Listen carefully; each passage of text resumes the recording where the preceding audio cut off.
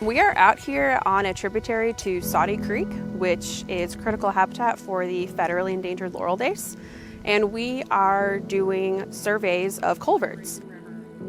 A culvert is a structure that allows water to pass, usually underneath a road. We are measuring to see how well fish could pass through them. Normally when they're installed, fish passage is not in the minds of people who are installing them, but as aquatic scientists, that's important to us. Culverts tend to break up the habitat that fish can have to disperse within a stream. So if you have a culvert upstream that doesn't allow for fish passage and 100 meters downstream that doesn't allow for fish passage, then these fish are stuck just in this 100-meter stretch. And that's really bad for their genetics, that's bad for their health, they can't find food that way. These fish need to be able to have free access up and down the streams that they live in.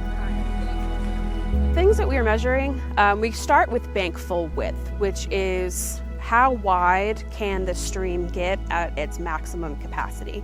So we take that into consideration when we measure constriction of the culvert. Can the water at its max capacity make it through the culvert without being constricted? That's really important for fish passage. We're also looking to see how big the culvert is. We measure its width and its height. We also measure to see if at the very end of it, at the outlet, if it's dropping off into the stream. So is it perched? Is it sticking up above the actual stream? We want that culvert to be at stream grade. We want it to be the same level of the stream, but oftentimes we don't get that. So those are some of the really important measurements that we take of these culverts.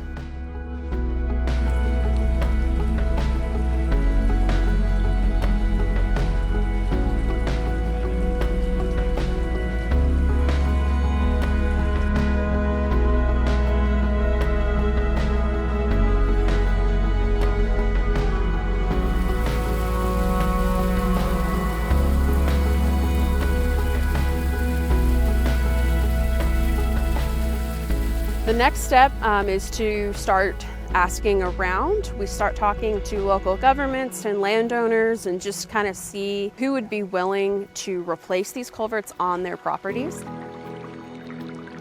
You know, I joke that this is one of the least glamorous things that I get to do. Normally I'm in these beautiful streams, collecting these beautiful species of fish. But this work is still so very important.